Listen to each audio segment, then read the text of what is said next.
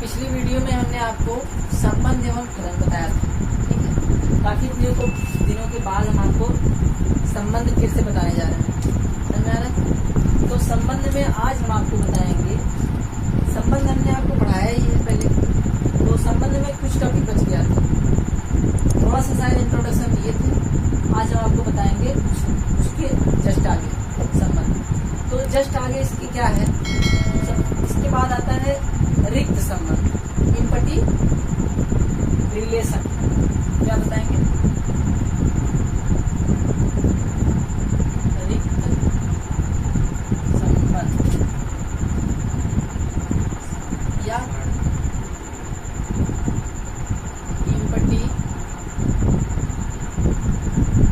Relation, ठीक है। आज हम आपको बताने वाले हैं रिक्त संबंध।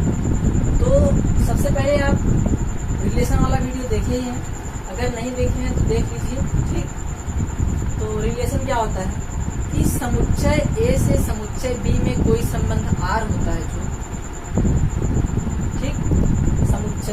समुच्चय कोई समुच्चय ए है और कोई समुच्चय बी, इसमें भी कुछ अवयव होंगे, इसमें भी कुछ अवयव होंगे। मान लेते हैं इसमें ए बी सी है, इसमें बी। अगर इसका संबंध आर है,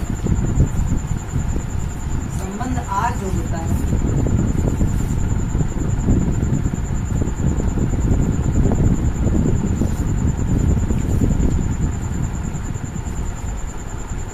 संबंध आर मतलब ए से बी में कोई भी संबंध ए क्रॉस बी का, ए क्रॉस बी का, पहले हम ए क्रॉस बी निकालेंगे। ए क्रॉस बी का उप समुच्चय होता है। क्या होता है? उप समुच्चय। अब उप समुच्चय क्या होता है? उप समुच्चय वो होता है, कोई भी समुच्चय हम ले लिए, अगर ए बी सी ये अगर समुच्चय ले लिए तो इसी के अवयवों का एक ऐसा समुच्चय बना दें, जो समुच्चय हम बनाएंगे इसी के अवयव लेंगे, समझा? जैसे हम समुच्चय बना रहे हैं ए, ये समुच्चय बन गया, इसी का अवयव है कि नहीं है? देखिए ए और बी इसी का अवयव है, अतः इसका समुच्चय उप समुच्चय क्या है? ए गामा। इसका कोई नाम दे देंगे, इसका नाम दे देंगे, मान लेते हैं डी है और इसका नाम मान लेते हैं ई। ई का उप समुच्चय क्या है? बी। समझ आ गया? तो जिसके अवयव से बनाएंगे उसी का उप समुच्चय कहलाएगा। इतना तो समझ में आ गया होगा। ए क्रॉस बी क्या होता है ये भी जान लीजिए। ए कामा बी अगर है समुच्चय ए, समुच्चय ए है ए कामा बी और समुच्चय बी में है सी कामा डी। अगर ये है समुच्चय ए और समुच्चय ए है समुच्चय बी, तो हम बताते हैं आपको कि ए क्रॉस बी क्या होता है। ए क्रॉस बी होता है कि समुच्चय ए के पहले घटक को समुच्चय बी के दोनों घटकों के साथ क्रमित युग्म बना दें। क्या क्या बनेगा? ए क्रॉस बी कैसे बनेगा? पहले घटक का दोनों के साथ, मतलब एक बार पहले के साथ और फिर एक बार दूसरे के साथ बन गया। इसके बाद ए के दूसरे घटक को बी के सभी घटकों के साथ, दूसरे घटक को क्या कहेंगे? बी गामा और किसके साथ? बी के साथ, और बी को किसके साथ? डी के साथ। क्रमिक युग्म ऐसे अगर बना दिए तो यही कहलाता है ए क्रॉस बी। आपको समझ में आ गया होगा। तो ए क्रॉस बी समझ में आ गया और उप समुच्चय समझ में आ गया। तो समझने में क्या दिक्कत है कि ए से बी में संबंध आर ए क्रॉस बी का उप समुच्चय होता है, समझ आया? तो अब हम देखेंगे उप समुच्चय, तो हम बताए हैं पहले ही परिभाषा और समझाए भी हैं, उदाहरण भी दिए हैं। तो आगे हम बढ़ते हैं रिक्त समुच्चय पर, रिक्त संबंध पर, ठीक।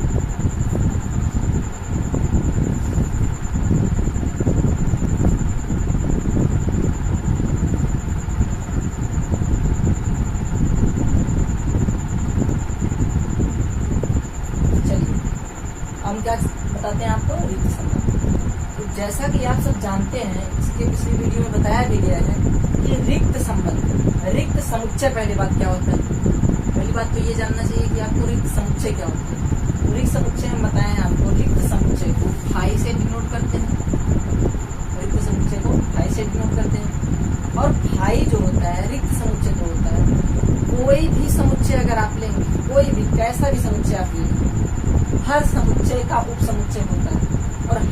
समुच्चय में ये फाई रखता है। कोई समुच्चय आप ले लीजिए, चाहे ए हो, बी हो, सी हो, इसमें कितने भी अवयव उसमें फाई भी रहेगा। समझ में आ गया? अगर उसमें फाई भी रहेगा, रिक्त भी रहे, रिक्त समुच्चय का मतलब कुछ नहीं, तो हर में कुछ नहीं होता है और सब में सब कुछ होता है। जैसे कि मान लेते हैं एक समुच्चय ए ले लिए आप, इसमें ए कामा बी, इसमें ए कामा बी दो अवयव दिख रहे हैं, लेकिन अगर उप समुच्चय आप बनाएंगे तो एक उप समुच्चय और बनेगा, उसको बनाएंगे फाई से, उसको प्रदर्शित कर देंगे फाई से। समझा? तो फाई एक ऐसा समुच्चय होता है जिसमें एक भी अवयव नहीं होते। इसका उप समुच्चय समझ में आ गया? रिक्त समुच्चय हम आपको बताएंगे, इसको कैसे प्रयोग करते हैं, फाई से। तो फाई जो होता है हर समुच्चय का उप समुच्चय होता है। कोई भी समुच्चय, चाहे कोई भी समुच्चय आप ले लें, फाई क्या होता है, फाई सभी समुच्चय का उप समुच्चय होता है।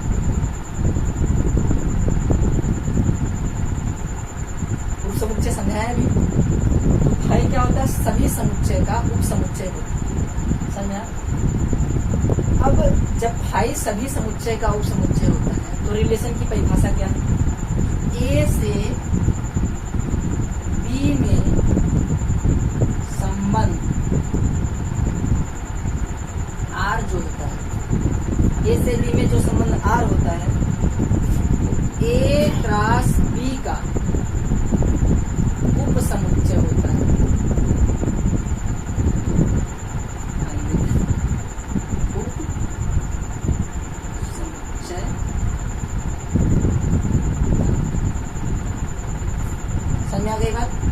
ये समुच्चय की परिभाषा हमारी, ए से बी में संबंध आर ए क्रॉस बी का उप समुच्चय होता है।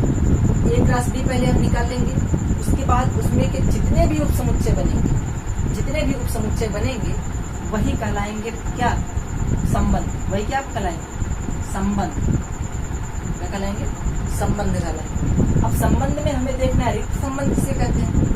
तो कोई भी समुच्चय हम मान ले लेते हैं, समुच्चय ए है, इसमें ए कामा बी है, और एक समुच्चय बी है, इसमें अवयव है सी कामा।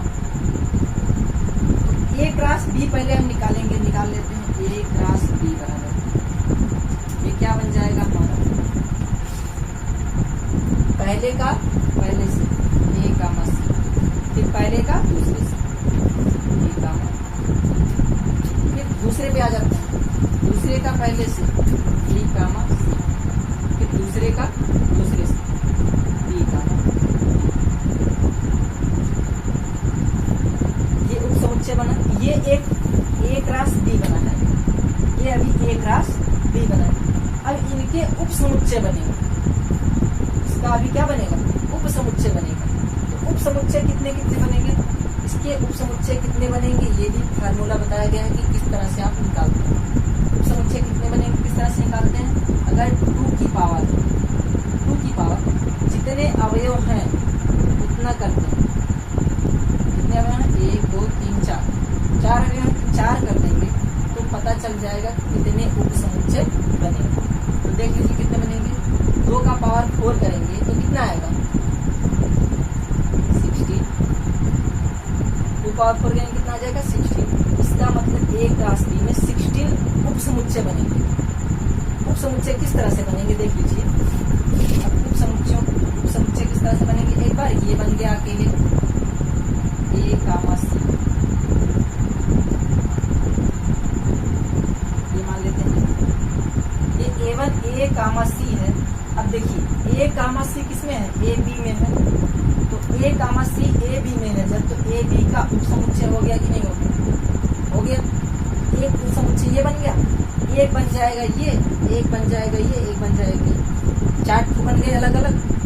फिर 5वां बनेगा ये दोनों साथ में, 5 बन गया, फिर ये दोनों साथ में 6 हो गया, फिर ये दोनों साथ में 7 हो गया। समझ आ रहा है, लिख नहीं रहे हैं, बड़ा होगा, ध्यान दीजिएगा, इसको बताया गया है इसलिए नहीं लिखा है, ठीक है। इसके बाद ये दोनों ले लेंगे, 8 हो जाएगा, उससे ज्यादा हो जाएगा। इसके बाद ये दोनों ले लेंगे और बढ़ जाएगा। फिर उसके बाद 3-3 पेयर ले लेंगे, फिर 3-3 पेयर ले लेंगे, फिर एक बार चारों ले लेंगे, ठीक है। इसके बाद भी एक अवयव बनेगा, चारों ले लेंगे वो भी उपसमुच्चय है। इसके बाद एक उपसमुच्चय और बनेगा जिसको कहते हैं, जिसको दिखाते हैं जिससे फाई। फाई भी इसमें है और फाई इसमें ही नहीं है, इसमें भी है और इसमें भी है। फाई का मतलब रिक्त समुच्चय, इसमें भी है, इसमें भी है, इसमें भी है। ये रिक्त समुच्चय इसका भी उपसमुच्चय है, इसका भी उपसमुच्चय, इसका भी उपसमुच्चय, क्योंकि लिखा गया है फाई सभी समुच्चय का उपसमुच्चय होता है। फाई जो होता है सभी समुच्चय का उपसमुच्चय होता है। इसका मतलब ए क्रॉस बी का भी उपसमुच्चय होगा। जब फाई ए क्रॉस बी का उपसमुच्चय होगा तो ए से बी में संबंध होगा कि नहीं होगा, कि ए क्रॉस बी का उपसमुच्चय होता है। ए क्रॉस बी का उपसमुच्चय फाई है, इसलिए ए और बी में क्या है, संबंध है। फाई भी क्या है, ए से बी में संबंध है। समझ आ गया। और क्या होता है, इतना समझ आ गया ना। और कहते हैं इस फाई को, फाई ए से, फाई जो है ए से बी में एक संबंध होता है। किस तरह से होता है, क्योंकि ए क्रॉस बी का उपसमुच्चय हो गया, ठीक है ना। एक संबंध होता है। अब फाई पूछ लेगा कि सबसे छोटा समुच्चय, या फिर सबसे छोटा नहीं, सबसे छोटा संबंध क्या हो, दे देगा कोई भी, या फिर एग्जाम्पल ना भी दे, ये पूछ लेगा कि निम्नलिखित में सबसे छोटा संबंध कौन सा होगा, तो दे देगा फाई ए क्रॉस बी या फिर ए बी। समझ गया। तो इस तरह से देगा, तो इसको कहते हैं फाई जो है, फाई सबसे, फाई ए से बी में सबसे छोटा संबंध होता है।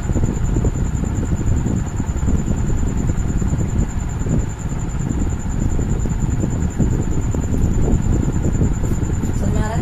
ए से बी में फाई क्या होता है, सबसे छोटा संबंध होता है। और सभी संबंध देखेंगे आप 2 डिजिट में है, और फाई कितने डिजिट में, एक ही डिजिट में समाप्त हो जा रहा है। ये ले लेंगे फाई से बड़ा ही है, अगर दोनों लेंगे तो और बड़ा हो जाएगा, अकेले अकेले लेंगे तो भी फाई से बड़ा ही है। हर कोई संबंध ही है, अगर इसको हम अलग कर लेंगे तो ये भी क्या है, एक संबंध है। क्यों, क्योंकि ए क्रॉस बी में ए क्रॉस बी का उपसमुच्चय होगा, इसलिए ये सब संबंध है। लेकिन सबसे छोटा संबंध कौन सा है, ये हो जाएगा फाई। आपको इसे कहते हैं रिक्त संबंध या इम्पटी रिलेशन, इसे सबसे छोटा संबंध कहते हैं। समझ आ गया। अब हम देखेंगे समष्टि संबंध, इसको कहते हैं यूनिवर्सल रिलेशन, और इसी को कहते हैं सार्वत्रिक संबंध। सार्वत्रिक संबंध।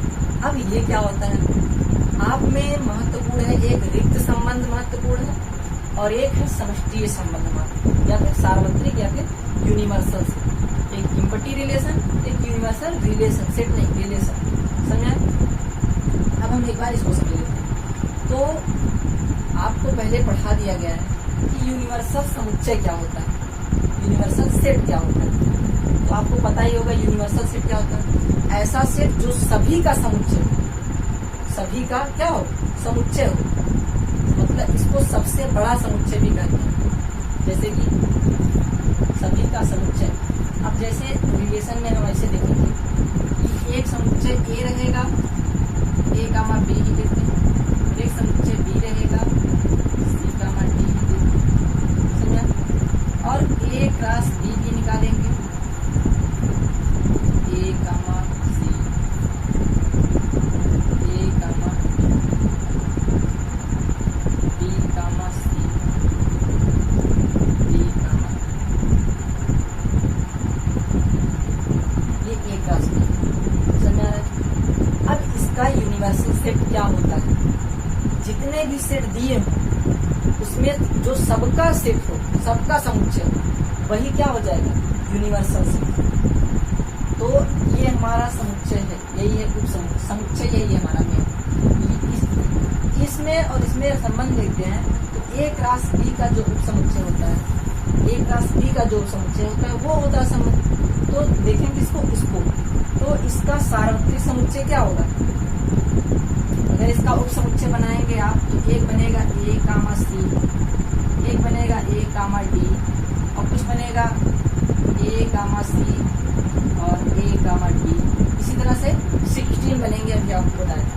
ठीक, तो सबसे बड़ा जो समुच्चय होगा, उप समुच्चय होगा, सबसे बड़ा उप समुच्चय कौन होगा? यही चारों अगर सभी को ले लें तो सबसे बड़ा उप समुच्चय होगा। सभी को ले लेंगे क्या हो जाएगा? ए क्रॉस बी ही, ए क्रॉस बी ही उसका उप समुच्चय। ये स्वयं का भी उप समुच्चय हो सकता है। जैसे कि अगर हम ये ले लिए हैं, ये भी ले लिए हैं, अगर कह दें कि इसका सार्वत्रिक समुच्चय ज्ञात कीजिए, उप समुच्चय, सार्वत्रिक उप समुच्चय, तो सार्वत्रिक उप समुच्चय क्या होगा? सेम टू सेम, जितने अवयव इसमें है उतने अवयव ही इसमें होंगे, लेकिन जितने बनाएंगे हम, जैसे कि इसी से हम कोई समुच्चय बना रहे हैं, इसी से समुच्चय बना रहे हैं, ए कामा बी, ये भी बना दिए, इसी से बनाए ना ए कामा बी। तो अगर हम इसी से बनाए और सभी एलिमेंट इसके हैं तो इसी को कह देंगे क्या? सार्वत्रिक समुच्चय। समझा? तो सार्वत्रिक समुच्चय ए क्रॉस बी का जो उप समुच्चय बनाएंगे, एक ए का उप समुच्चय बनाए थे, सार्वत्रिक उप समुच्चय ये हो गया था। अब जब हम ए क्रॉस बी का बनाएंगे तो यही हो जाएगा स्वयं ही, जैसे इसमें स्वयं हुआ था। तो ए क्रॉस बी ही क्या हो जाएगा? इसका समुच्चय हो जाएगा, उप समुच्चय हो जाएगा। तो उप समुच्चय को इस तरह से दर्शाते हैं, ए क्रॉस बी उप समुच्चय ए क्रॉस बी, मतलब कि ए क्रॉस बी उप समुच्चय है ए क्रॉस बी का। और कैसा उप समुच्चय है? ये यूनिवर्सल उप समुच्चय, क्योंकि यूनिवर्सल हमें सिद्ध करना है, यूनिवर्सल रिलेशन दिखाना है। तो यही जो होता है ए क्रॉस बी में, ए और बी में ये भी एक संबंध है। जिस तरह से फाई एक संबंध था ए बी में, और जिस तरह से सिर्फ ये एक संबंध है, जिस तरह से ये दोनों ले लेंगे तब भी एक संबंध है, उसी तरह से ये सारा अगर ले लेंगे तब भी एक संबंध भी है इसमें, ए से बी। तो लिखेंगे कि ए से बी में संबंध ए क्रॉस बी। संबंध कौन? A cross B. A cross B ही ए क्रॉस बी का उप समुच्चय है। उप समुच्चय है कि नहीं है? है। ये आपको हम बता भी दिए पिछली वीडियो में। हर टॉपिक का वीडियो हम पहले बना दिए, ठीक है? तो देख लीजिए, ए क्रॉस बी का उप समुच्चय है। ए क्रॉस बी स्वयं ए क्रॉस बी का उप समुच्चय है। अच्छा ये बताइए, अब इससे बड़ा भी कोई उप समुच्चय इसका बन सकता है? कभी नहीं बन सकता। अगर इसमें कुछ और आप जोड़ देंगे ना, ये उसका उप समुच्चय रह ही नहीं जाएगा। क्योंकि क्या करना है हमें? कंडीशन ये भी फॉलो करना है कि जितने भी एलिमेंट हम लेंगे सब इसी में होना चाहिए। अब हम एक्स्ट्रा लाके जोड़ेंगे कहीं से तो दिक्कत हो जाएगी ना। तो एक्स्ट्रा लाके जोड़ेंगे तो वो समुच्चय रहेगा ही नहीं।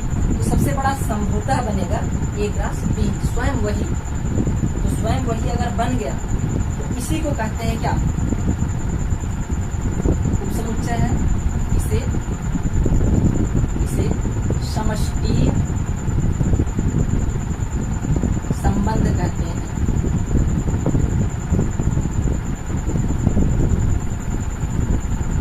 यही समष्टि संबंध। और एक बात इसमें, रिक्त समुच्चय रिक्त संबंध जो था वो सबसे छोटा संबंध था, और ये समष्टि संबंध है, ये सबसे बड़ा संबंध हो जाएगा। इसे क्या कहते हैं? यह सबसे बड़ा संबंध होता है। समझा गया? ये ए क्रॉस बी ही ए क्रॉस बी का उप समुच्चय है, और इसे ही कहते हैं समष्टि संबंध, और इसको कहते हैं कि ये सबसे बड़ा समुच्चय, सबसे बड़ा संबंध होता है। इसे कहते हैं समष्टि संबंध, और ये सबसे बड़ा संबंध होता है। और रिक्त संबंध क्या होता है? सबसे छोटा संबंध होता है। तो यहाँ पे हमारा संबंध रिक्त संबंध